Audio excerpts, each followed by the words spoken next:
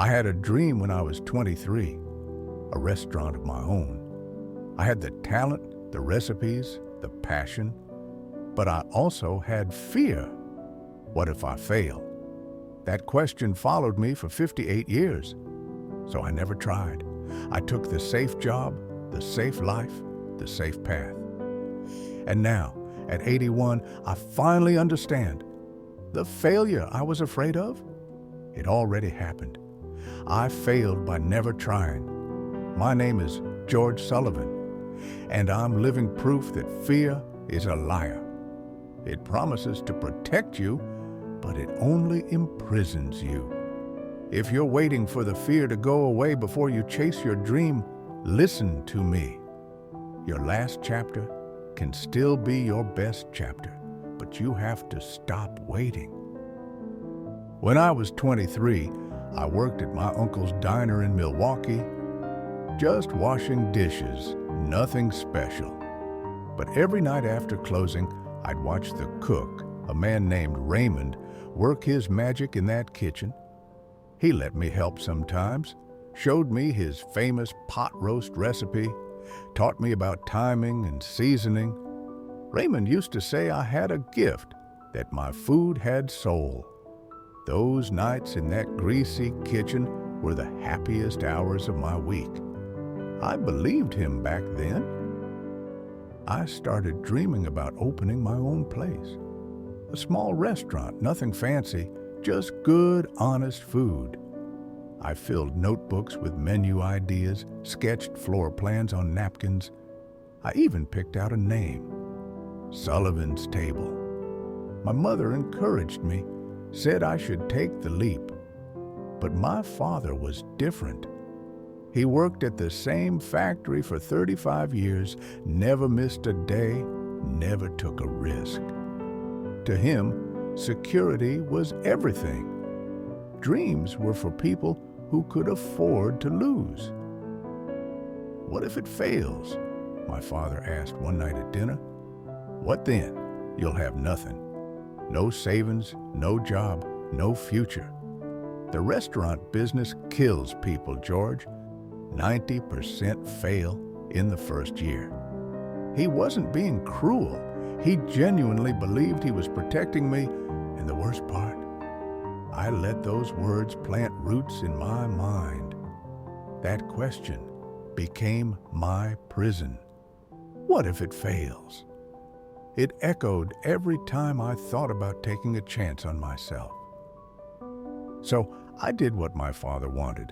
I got a job at Northwestern Mutual, an insurance company downtown. Steady paycheck, good benefits, retirement plan. My first day, I wore a new suit and felt like I was attending my own funeral. The office was gray, the work was gray, the people were gray. But it was safe.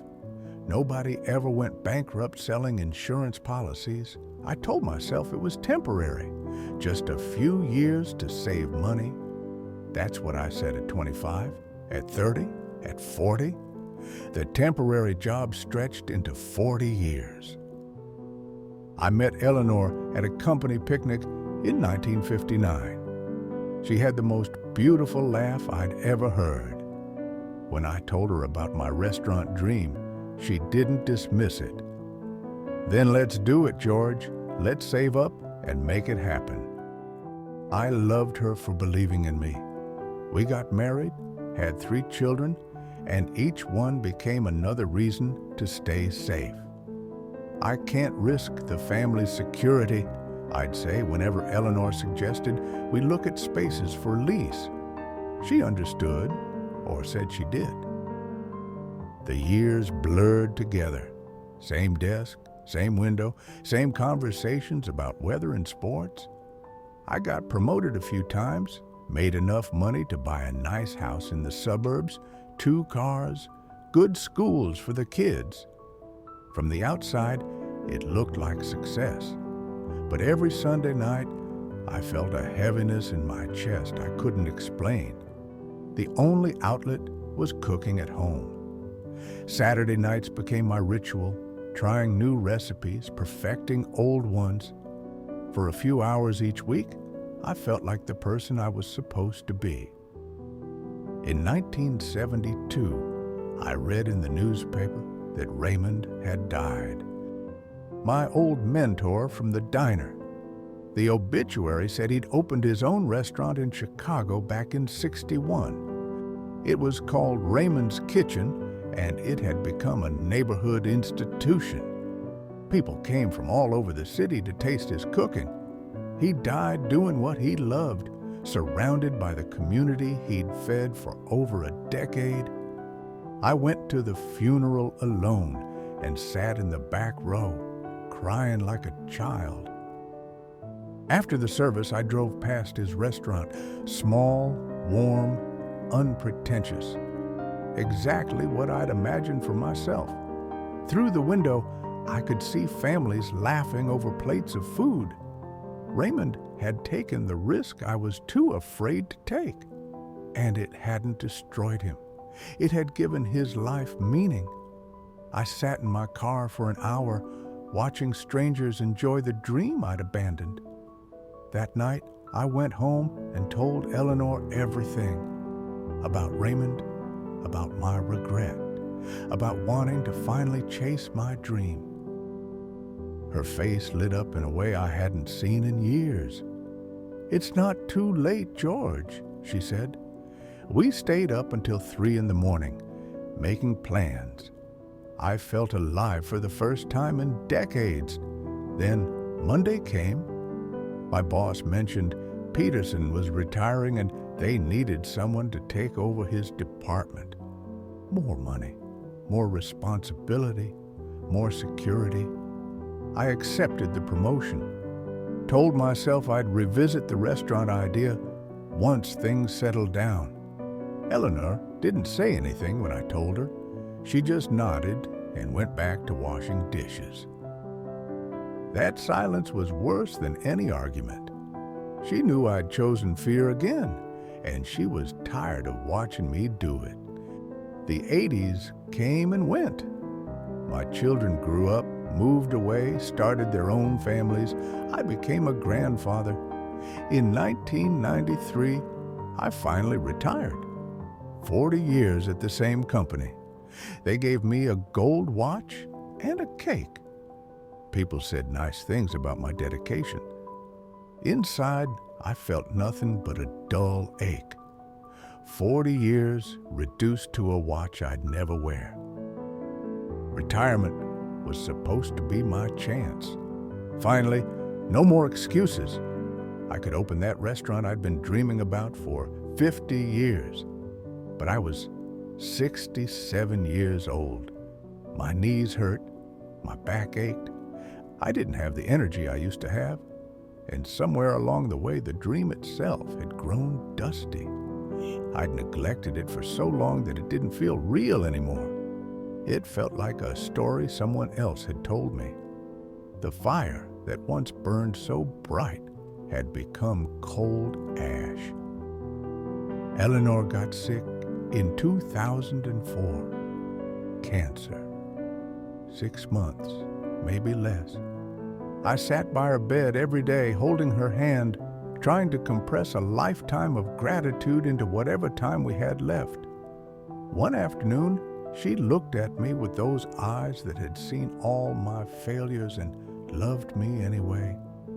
"I only have one regret," she whispered. "I wish I'd pushed you harder to chase your dream. I should have insisted." I told her it wasn't her fault. The failure was mine alone.